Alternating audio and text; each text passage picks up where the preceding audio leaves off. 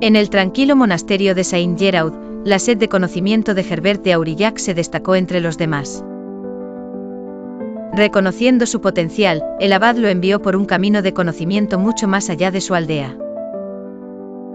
Este fue el comienzo de su viaje a lugares e ideas que nadie en su aldea podría haber imaginado. En Iberia, Herbert encontró un mundo completamente nuevo de ciencia y conocimiento, arraigado en la sabiduría de los eruditos árabes.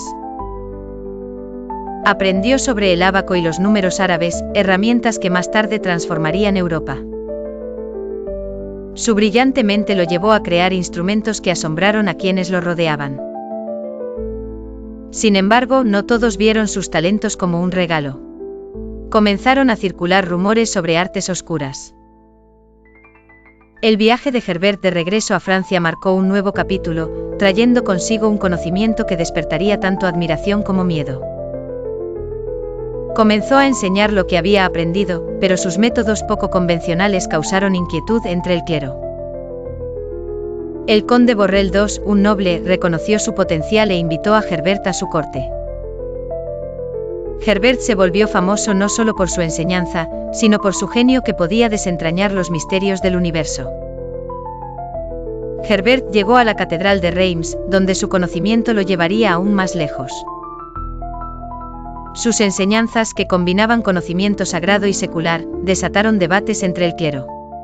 ¿Era un verdadero erudito o un hereje? Comenzaron a circular rumores de que Herbert usaba magia, en lugar de razón, para explicar los misterios del mundo. A pesar de las acusaciones, Herbert defendió sus obras, afirmando que su conocimiento estaba arraigado en la sabiduría antigua. Pero algunos aún se preguntaban de dónde provenía realmente el conocimiento de Herbert. A medida que la reputación de Gerbert se expandía, también lo hacían sus ambiciones. No se contentaba solo con enseñar. Su viaje al corazón del poder político comenzó cuando buscó convertirse en obispo. A través de alianzas y encanto, Gerbert ascendió rápidamente en las filas de la Iglesia. Su influencia llegó a la corte del emperador Otto II, donde su conocimiento y conexiones aseguraron su posición. Gerbert no era solo un erudito, era un hombre que entendía las complejidades del poder. Tras la muerte del Papa Juan XIV, el sueño de Gerbert de convertirse en papa comenzó a parecer más alcanzable. Fue elegido Papa Silvestre II en el año 999, marcando el inicio de su reinado. Tras su elección, Silvestre II fue alabado como un hombre de aprendizaje, pero comenzaron a surgir rumores sobre sus vínculos con conocimientos prohibidos. Su papado fue una mezcla de reforma e intriga, ya que promovió la difusión del conocimiento y apoyó innovaciones tecnológicas. Bajo su liderazgo, el sistema calendario fue reformado y nuevos conceptos matemáticos echaron raíces. Pero esto lo llevó a un conflicto directo con las facciones más tradicionales dentro de la Iglesia. Algunos lo acusaron de incursionar en la necromancia, utilizando su intelecto y métodos desconocidos para alcanzar el poder. A pesar de los crecientes rumores, el Papa Silvestre II continuó su misión, buscando llevar la iluminación al mundo medieval. Sin embargo, su popularidad comenzó a disminuir a medida que se difundían oscuros rumores sobre sus verdaderas intenciones.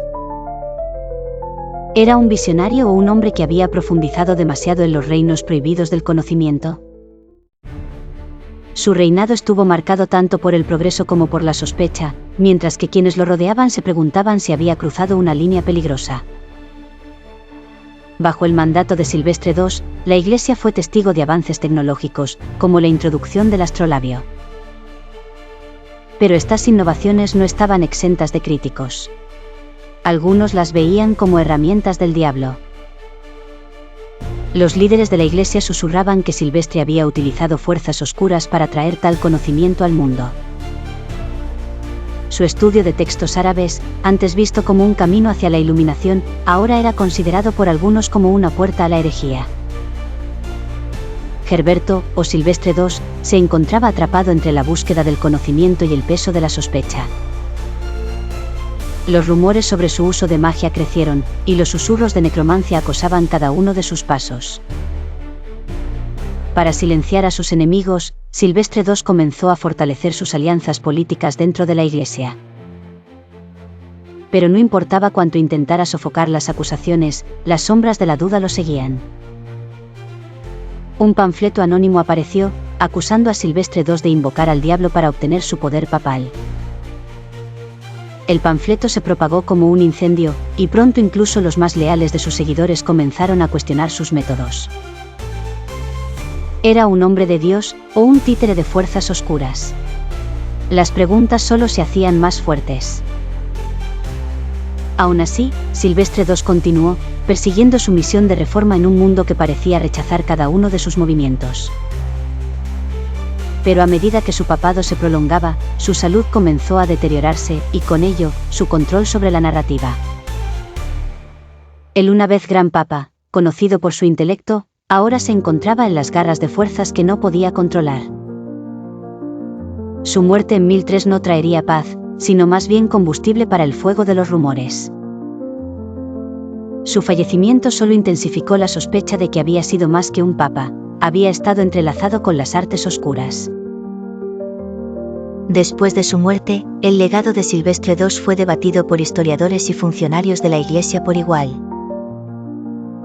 Algunos lo vieron como un visionario que había traído nuevo conocimiento a Europa, mientras que otros lo consideraron un hombre peligroso que había interferido con fuerzas más allá de la comprensión humana. A pesar de los susurros de necromancia, los avances de Silvestre II en ciencia y matemáticas dejarían una huella duradera. Su introducción del ábaco y sus estudios en astronomía prepararon el escenario para la revolución científica siglos después. Pero la pregunta seguía en pie: ¿había sido Silvestre II un verdadero erudito, o era simplemente un hombre consumido por el conocimiento prohibido? En los años posteriores a su muerte, la Iglesia intentó borrar los aspectos más controvertidos de su vida. Sin embargo, sus obras sobrevivieron, transmitidas a través de generaciones de eruditos que reconocieron la brillantez de su enfoque. Muchos afirmaron que la muerte de Silvestre II fue una advertencia, un recordatorio de los peligros de perseguir el conocimiento demasiado lejos. Pero otros creían que su muerte no era el final, sino el comienzo de un nuevo capítulo en la historia del conocimiento. Quizás la verdad sobre la vida de Silvestre II nunca se conocería completamente. ¿Era un hombre de luz o de oscuridad? Cualquiera que fuera la verdad, la leyenda del Papa Silvestre II perduró, susurrada en los pasillos del Vaticano y en toda Europa. Y en las sombras de la historia, la pregunta aún persiste: ¿qué precio pagó realmente Herberto de Aurillac por su ambición? A medida que pasaron los siglos, el legado del Papa Silvestre II siguió siendo un tema de fascinación y misterio. Los historiadores continuaron debatiendo si era un erudito o un hechicero, un visionario o un hereje.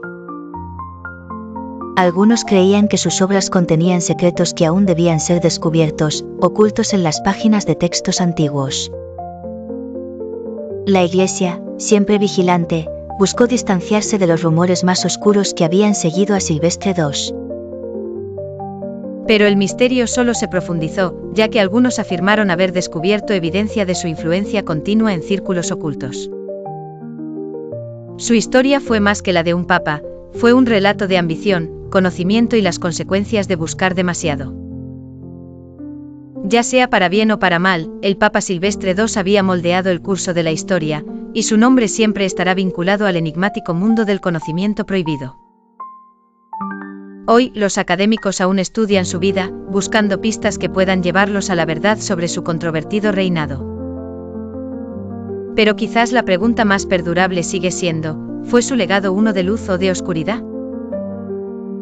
Cualquiera que sea la respuesta, una cosa es cierta: la historia de Herberto de Aurillac, el papa que se atrevió a buscar lo desconocido, nunca será olvidada. El misterio de su vida continúa cautivando, desafiando los límites entre el conocimiento y el poder. Y mientras su nombre sea recordado, la leyenda del Papa Nigromante vivirá. Al final, ¿fue un hombre que simplemente buscó iluminar el mundo, o un hombre que buscó controlarlo? La historia puede que nunca dé una respuesta clara, pero el legado de Silvestre II seguirá inspirando tanto asombro como miedo. Porque en la búsqueda del conocimiento, algunos secretos es mejor dejarlos enterrados. Y algunas historias, como la suya, son demasiado complejas para desentrañar en una sola vida. Pero quizás al final, eso es lo que hace que su relato sea tan atemporal. Una historia de brillantez y misterio, de ambición y consecuencia. Así, el legado del Papa Silvestre II vive no solo en los anales de la historia, sino en los susurros de aquellos que se atreven a preguntar, ¿qué sucedió realmente? Y así el misterio del Papa Nigromante continúa, sus secretos ocultos en las sombras del tiempo, esperando ser descubiertos por aquellos lo suficientemente valientes para buscar la verdad.